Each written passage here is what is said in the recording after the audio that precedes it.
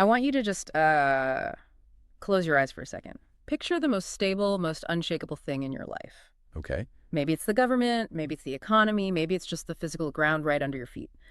Now, imagine you're standing in the center of Jerusalem 2,000 years ago. All right, I'm there. You're looking at the temple. And, we aren't talking about some quaint little church. We're talking about a mountain of white marble and gold, stones the size of semi-trucks. It feels, it feels eternal. The center of the universe for them. Exactly. And then, suddenly, a voice just cuts through the crowd and says, take a good look, because not one stone is going to be left on top of another. It's all coming down. That is a terrifying way to start a conversation. It is. But now, let's flash back even further. We're in the Bronze Age. The heat is shimmering off the sand dunes. We're in Egypt, the superpower of the ancient world. Right, the breadbasket of the Mediterranean. But the silence is deafening. The Nile hasn't flooded. The fields are brown. People are running into the markets. They're frantic. They're clutching these bags of silver, trying to buy grain. And then the realization hits. In one horrifying moment, they realize their money is worthless. You can't eat silver. They are staring starvation in the face. And the fate of the entire known world, it rests on the shoulders of one man. A man who was wearing prisoner's rags just a few years before. Two scenes. One is a prophecy of total destruction. The other, a desperate struggle for survival. And on the surface, they look completely unrelated. Exactly. At first glance, they seem like two completely different movies. One is, a disaster film about the end of an age. The other is a political thriller about famine relief. But they are telling the exact same story. They really are. And the central mystery we're unpacking today is how these two moments connect.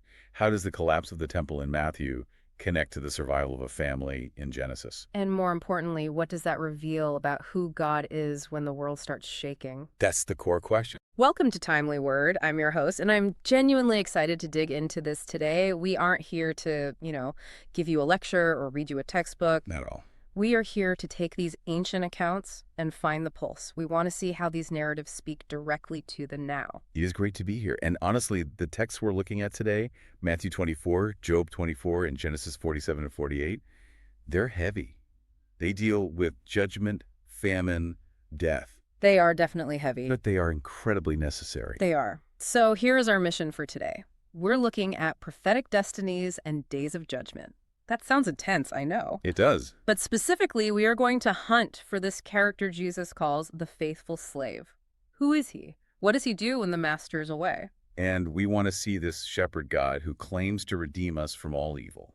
And for those of you who love a good plot twist, and I mean a real gasp out loud moment, stick around. I love this part. Because we are going to end up in a death chamber in Egypt with a dying father, two grandsons, and a blessing that involves crossed hands and completely upends the social order of the ancient world.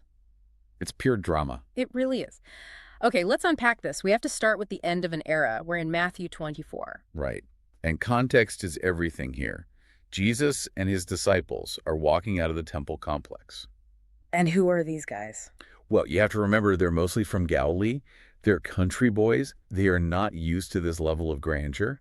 So they're just, starstruck? Completely. They come up to Jesus specifically to point out the buildings. The text says they wanted to show him the structures. They're basically saying, Jesus, look at this. Look at the size of these stones. Look at the gold plating. It's like a tourist standing in front of the Burj Khalifa or the Pentagon for the first time. Yes, that's a perfect analogy. You just assume this is where the power is. This is permanent. This isn't going anywhere. It's the anchor of their reality. Precisely. The temple represented God's presence, yes. But it also represented national stability, history, permanence. It was their foundation. And then Jesus drops the bomb, verse 2. Do you see all these things? Truly I say to you, not one stone shall be left here upon another that shall not be thrown down. I don't think we can overstate the shock of that statement. No. He isn't just predicting a renovation or some damage. He's predicting total catastrophic erasure.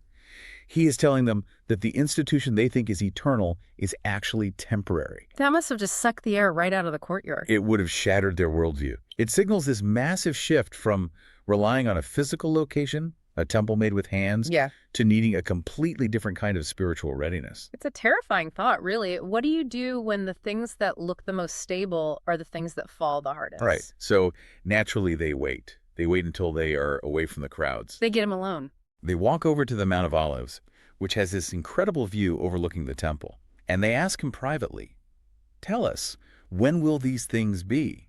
And what will be the sign of your coming and of the consummation of the age?" Okay, I want to pause on that phrase they use, consummation of the age, Yes, because that sounds a bit more, I don't know, technical than just saying the end of the world. it is. It's a very specific word. The Greek is syntelia. It doesn't just mean stop or termination, like a car hitting a wall. Uh-huh. It implies a completion, Hmm. a fulfillment. Think of it like a harvest. A harvest? How so? Well, when a farmer harvests a field, it is the end of the growing season, sure, but it's also the goal of the growing season. It's what the whole thing was for. Exactly. It's what everything was working toward. Yeah. So the disciples aren't just asking, when does it all blow up? They're asking, when does the story reach its intended climax? When is the fruit ripe? Wow. That is a huge shift in perspective. It means the chaos isn't random, it's leading somewhere specific. Precisely. Now look at Jesus' answer. You would expect him to start with, a date, or maybe a map of military movements. Something tangible. Right. But in verse 4, what is the very first thing he warns them about? He says, see that no one leads you astray. He warns them about deception. That is fascinating to me. The biggest danger in the end times isn't the war itself.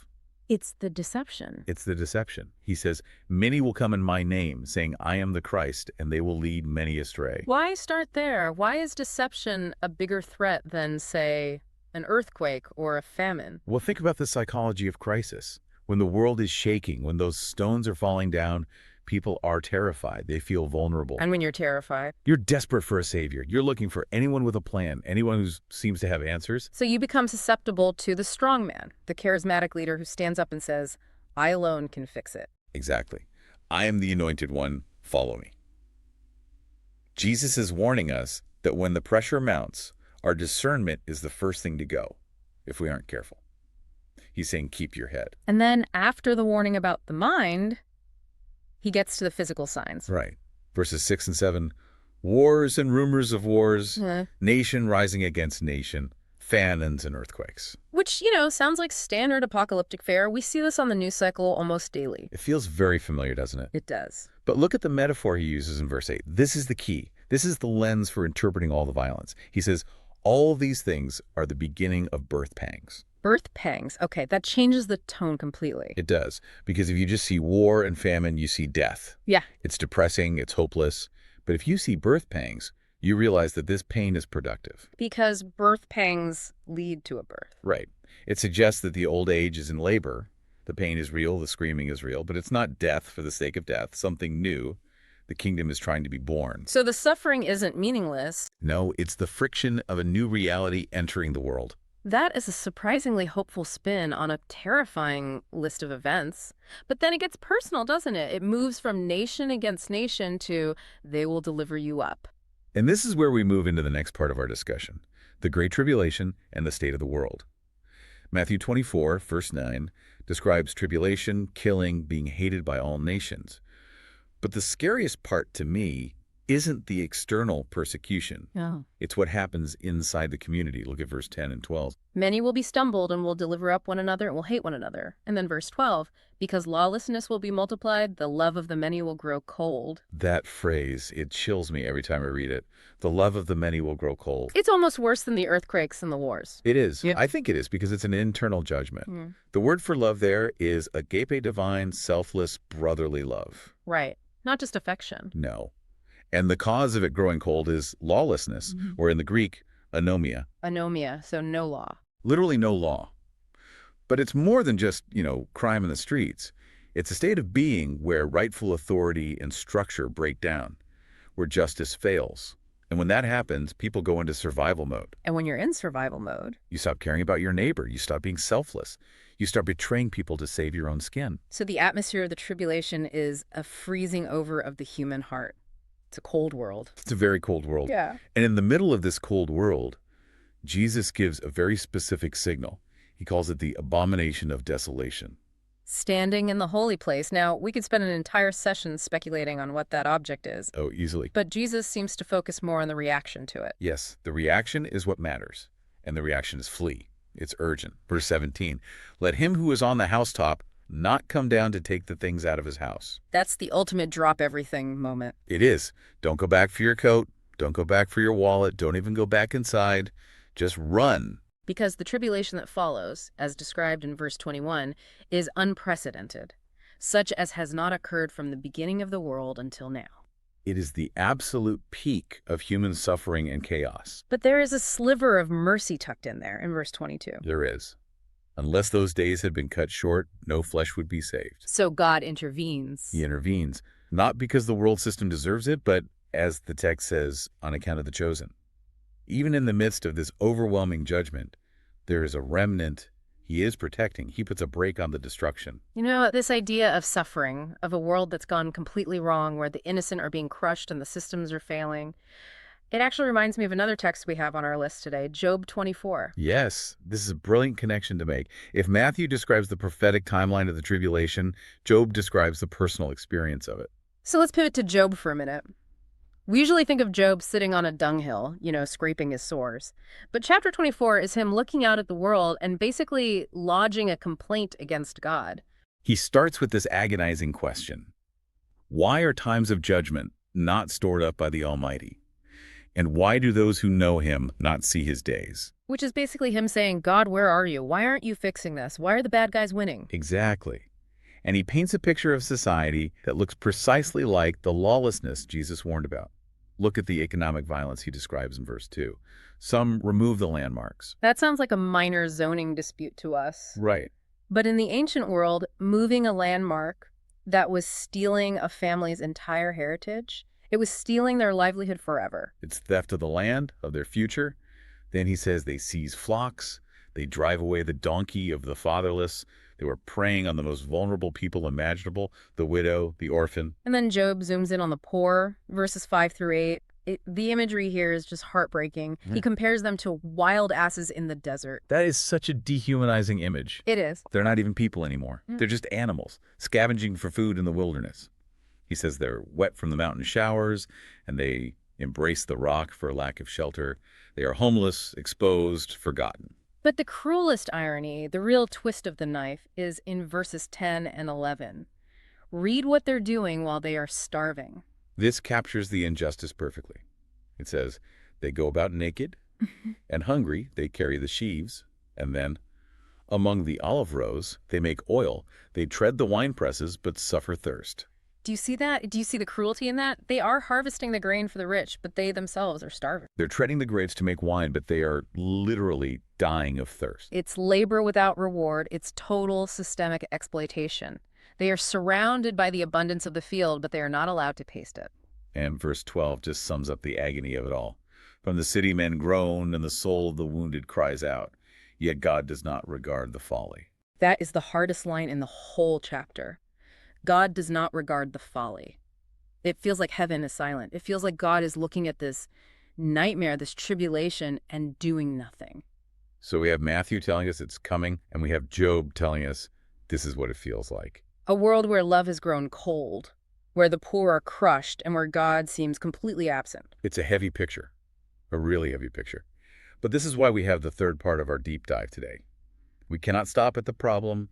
We have to look at the solution. Right, because while Matthew warns of famine and Job describes the poor gleaning in these empty fields, Genesis 47 actually provides the model of salvation during a famine. This is the pivot to hope. We leave the complaint of Job and we go to the administration of Joseph. Okay, so set the scene for us. We're back in Egypt, Genesis 47. The famine is very severe. Verse 13 says there was no food in all the land. Egypt and Canaan are languishing. The Hebrew word there implies they are fainting, just withering away. And Joseph, the man who was sold as a slave years earlier by his own brothers, is now the prime minister. He holds the keys to the storehouses. Right. And what we see next is this fascinating economic progression of how he handles the crisis. It's like a step-by-step dismantling of the world system. It really is. You have to follow the money. So stage one is in verse 14. The people come to buy grain. They spend all their money. And the text is specific. Yeah. Joseph collects all the money in the land of Egypt and Canaan and brings it to Pharaoh's house. Oh, step one, the economy crashes. Cash becomes worthless. The stock market hits zero. Liquidity is gone. Right. Then comes stage two. The people come back and say, our money is gone, give us bread. So Joseph says, if your money is gone, bring your livestock. And he trades food for their horses, their flocks, their herds, their donkeys. Now, think about what that really means. In an agrarian society, a horse or an ox isn't just an animal. It's your tractor. It's your machinery. It's your means of production. They're giving up their future. They are handing over their ability to produce wealth in the future just to stay alive today. They're being stripped completely bare. And then stage three. The livestock is gone. The year ends. They come back in verse 18 and say, there is nothing left except our bodies and our lands. This is the moment of total surrender. They say, buy us and our land in exchange for food. So Joseph buys all the land of Egypt for Pharaoh. The people become servants on their own land. Now, I have to play devil's advocate here for a second. A lot of modern readers, they look at this and say, wow, Joseph is a tyrant. He capitalized on a disaster to enslave the population and nationalize all the land. And it's easy to read it that way through a modern, a 21st century lens. Yeah. But you have to look at the context. You have to ask, what was the alternative? Starvation, death, complete chaos. Exactly. And look at the people's response in verse 25. Do they scream, you oppressor, you've taken everything? No. They say, you have saved our lives. Let us find favor in the sight of my Lord, and we will be Pharaoh's servants. It's gratitude. In the midst of total collapse, Joseph provided a way for them to live. He gave them seed. He set up a system, a 20% tax, essentially, where they could work the land and survive. He didn't just hoard the food. He distributed it at the proper time. And that phrase, at the proper time, should be ringing a bell for everyone. It brings us right back to Matthew 24. It does. It's the linchpin. Let's connect the dots. In Matthew 24:45, right after talking about the tribulation and the sudden return, Jesus asked this question. Who then is the faithful and prudent slave whom the master has set over his household to give them food at the proper time? And Joseph fits that description perfectly. He's the prototype. He was a slave. He was set over the household of Pharaoh's kingdom, and he gave them food at the proper time during the famine. So when Jesus tells that parable, he isn't just making up some random HR scenario for a manager. He's invoking the memory of Joseph. I believe so. He is pointing to himself as the ultimate Joseph.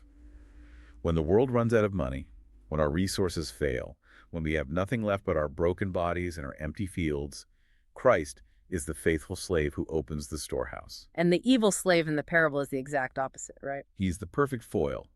The evil slave says, my master delays. He gets complacent. He starts to beat his fellow slaves and gets drunk. He consumes the resources instead of distributing them. So the application for us today is pretty stark. We experience Christ as the faithful slave who feeds us. But in a time of crisis, we are also called to be that slave for others. Precisely. When the world is in famine, whether it's spiritual or physical, we shouldn't be the ones hoarding or fighting over the last scraps. We should be the ones dispensing the food of the Word and the Spirit. There is one more detail in Genesis 47 that I absolutely love. While all of Egypt is selling their land and their bodies into servitude, where is God's family?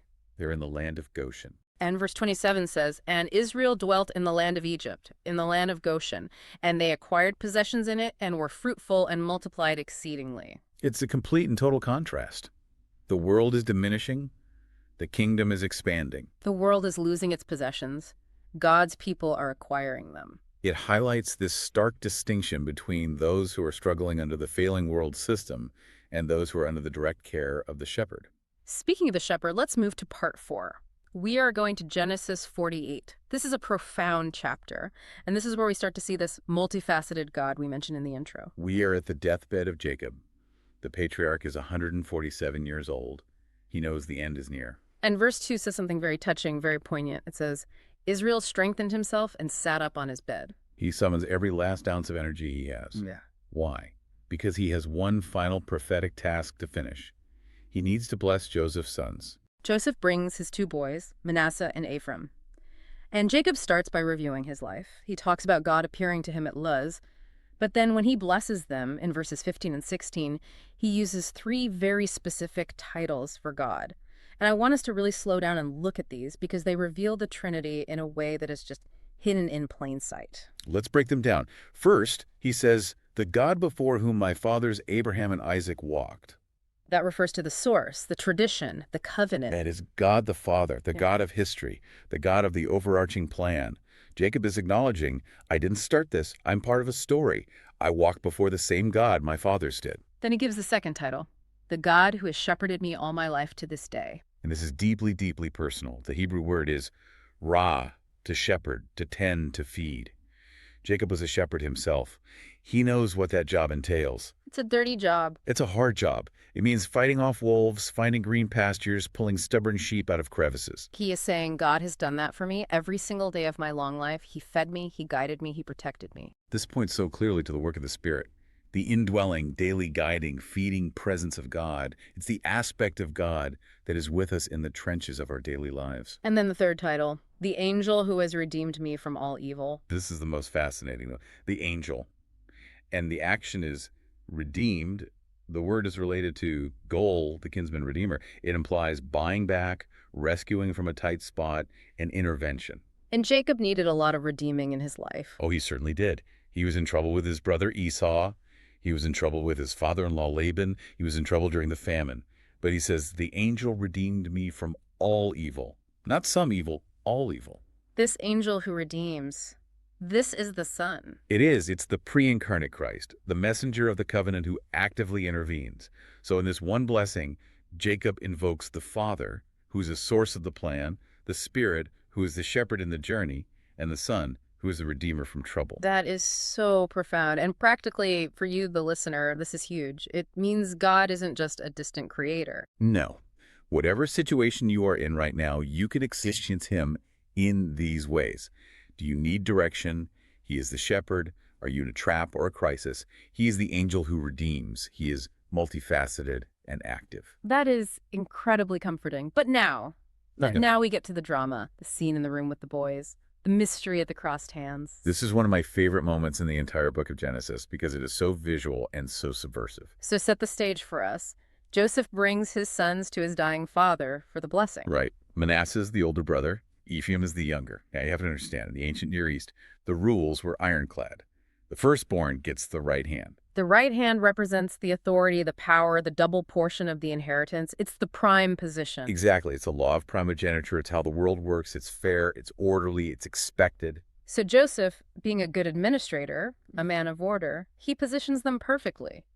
He puts Manasseh by Jacob's right hand and Ephraim by Jacob's left hand. He makes it easy for the old man. He probably thinks, Dad is nearly blind. I need to guide him, make sure he does this right. And then Jacob, or as the text calls him here, Israel, does something strange. Verse 14 says he stretched out his right hand and laid it upon Ephraim's head, although he was the younger, and his left hand upon Manasseh's head. He crosses his hands. And the text explicitly adds this detail, guiding his hands with insight. So it wasn't an accident. It wasn't a mistake. He wasn't senile and confused. He did it on purpose, with divine intelligence. But Joseph freaks out. He does. Verse 17 says it displeased him. He actually grabs his father's hand to try and move it. He says, not so, my father, for this is the firstborn. Put your right hand on his head. He's trying to correct the mistake. Dad, you've got the wiring wrong here. You're breaking protocol. And Jacob's response is so powerful. He refuses. He says, I know, my son. I know. 2 times. I know exactly what I'm doing. And then he prophesies that while Manasseh will be great, the younger brother, Ephraim, shall be greater. His seed will become a multitude of nations. Why? Why does God do this time and time again? Why bypass the firstborn? This is the timely word. God's selection acts independently of natural birthright. It acts independently of human expectation, of human logic, of tradition. Throughout Scripture, we see this pattern. Abel is chosen over Cain, Isaac over Ishmael, Jacob over Esau, David over his older brothers, and now Ephraim over Manasseh. It's the principle of the last shall be first. It is. But there's a clue in the names, too. There's a clue in the etymology that I think is really important. Okay. Manasseh means causing to forget. Mm-hmm. Joseph named him that because, he said, God has made me forget all my toil at my father's house. Which is a blessing of relief, moving on from past trauma. It is. But Ephraim means double fruitfulness. Joseph named him that because God has made me fruitful in the land of my affliction. So Jacob, by crossing his hands, is prioritizing fruitfulness over just forgetting. Exactly. Manasseh represents looking backward, forgetting the pain. Ephraim represents looking forward, producing life, even in the midst of hardship. The spiritual priority for God is always fruitfulness. He is interested in life, in multiplication, in a future. And this connects deeply back to Matthew 24, doesn't it? It does. Remember verse 40. Then Two men will be in the field. One is taken and one is left. Two men, just like the two boys. God makes a distinction. It's not about who is older or who looks more qualified on paper or who is standing in the right spot according to human tradition. It's about God's sovereign choice. It's about the condition of the heart and the destiny he has ordained. That crosses our human logic. We want things to be fair, linear, predictable. But God is the God of the cross. Those crossed hands are a beautiful symbol of the cross itself, where the blessing goes to the undeserving, where the entire world's order is flipped upside down, where the younger brother, you could say, the Gentiles, us, get grafted in. That is profound. And Jacob even adopts these two boys as his own, doesn't he? He does. He elevates them to the status of his own sons, Reuben and Simeon. And this, effectively gives Joseph the double portion. Ah, because he now has two tribes, Ephraim and Manasseh, instead of just one tribe of Joseph. Exactly. The faithful slave who fed the household gets the double blessing in the end. Okay, we are heading toward the end of our time, but we need to circle back to Matthew 24 to wrap up the return. We've talked about the destruction, the faithful slave, and the blessing. Now Jesus talks about the return of the Son of Man. Right. After the tribulation, after all the testing. Verse 27, for as the lightning comes from the east and shines as far as the west, so will be the coming of the Son of Man. So it's unmistakable. It's not secret or hidden. No, it's cosmic. It's visible to everyone. And then he gives us the parable of the fig tree. As soon as its branch has become tender and puts forth its leaves, you know that the summer is near. And what happens in summer? Harvest time. Harvest time. Remember the consummation of the age? This is it. The fruit is ready. And he says, so also, when you see all these things, know that he is near at the gates. And then he drops the line that has confused and scared people for centuries. This generation shall by no means pass away until all these things happen. That phrase, this generation, has caused endless debate. Does it mean the disciples in the first century? Does it mean the generation alive at the very end? How do you read it in this context? Well, connected to the fig tree, I think it speaks to urgency. The generation that sees the leaves, the generation that sees these signs converging, will see the harvest. It's a promise that God won't drag this out forever. When the final process starts, it finishes. And he compares the mood of the world to the days of Noah. This brings us right back to the danger of normalcy. Verse 38, for as in those days before the flood, they were eating and drinking, marrying and giving in marriage, until the day that Noah entered the ark. They are just living life, doing normal everyday stuff. And here's the key line. They did not know until the flood came and took them all away. They did not know. Just like the Egyptians didn't know the famine was coming until their money was gone and it was too late. But Joseph knew. Noah knew. The faithful slave knows. That is the fundamental difference. The world is oblivious, sleepwalking into judgment. They are focused on eating and drinking, on their daily routines. The chosen are watching. And that leads to the final command in verse 42, watch therefore. For you do not know on what day your Lord comes. He uses the analogy of the thief. If the householder knew when the thief was coming, he would have stayed awake and watched. So we have to live in a state of constant readiness. Not fear, but readiness. Like a servant waiting for the master to come home for dinner. Exactly. We're not watching for a thief to rob us. We're watching for our Lord to redeem us. But the suddenness is the point. You can't start preparing when you see the lightning in the sky.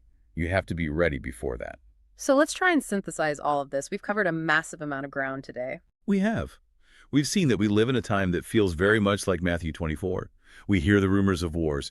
We see the potential for deception. We feel the birth pangs of a new age trying to break through the old one. And we also feel the reality of Job 24. We see injustice. We see the poor being crushed. And if we're honest, we sometimes feel like God is silent, that he does not regard the folly. But we are not left without a strategy. We're not left helpless.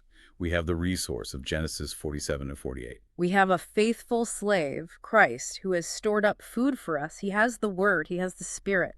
When the world runs dry, he has the supply. And we have a shepherding God who has guided us all our life. We have an angel who redeems us from evil. We are not alone in the famine. We're in Goshen. And we have the mystery of the crossed hands. We know that God's ways are not our ways and that he prioritizes fruitfulness over tradition every single time. So the question for you, the listener, is this. Which character are you in this story? Are you the person in the days of Noah just eating and drinking, completely oblivious to the time? Are you the one buying and selling until the crash comes? Or are you like the faithful slave? Are you dispensing food to the household? Are you awake? Are you watching? That is the crucial distinction. Jacob ended his life by breaking tradition to establish a divine future. He knew what mattered in the end. We need that same kind of clarity. And before we go, I want to leave you with one final thought, a bit of a cliffhanger, actually, to set the stage for where this story goes next. Okay. Jacob has just died in our story. Genesis 47:29 said that time drew near, and 48:21 says, I am about to die. Joseph has sworn to carry his bones out of Egypt. Right. The patriarch is gone. The buffer, the peacemaker, is removed. So think about the brothers, the ones who threw Joseph in a pit, the ones who sold him into slavery. For 17 years, they've been living comfortably in Goshen, maybe thinking, Joseph's only being nice to us because Dad is still alive. And now Dad is dead. Exactly. The protection of the father is gone. They are now alone in a room with the second most powerful man on earth, a man they tried to kill. That is a terrifying position to be in. What happens now? Will Joseph take his revenge? Is the other shoe about to drop? And as we look at Matthew, if the summer is near and the master returns, what does the harvest actually look like for those who weren't faithful? That is the ultimate question, isn't it? Will it be a harvest of joy or a harvest of judgment? We'll have to save that for the next time, but for now, watch, be ready. And let the shepherd guide you. Thanks for listening to Timely Word. We'll see you in the next deep dive.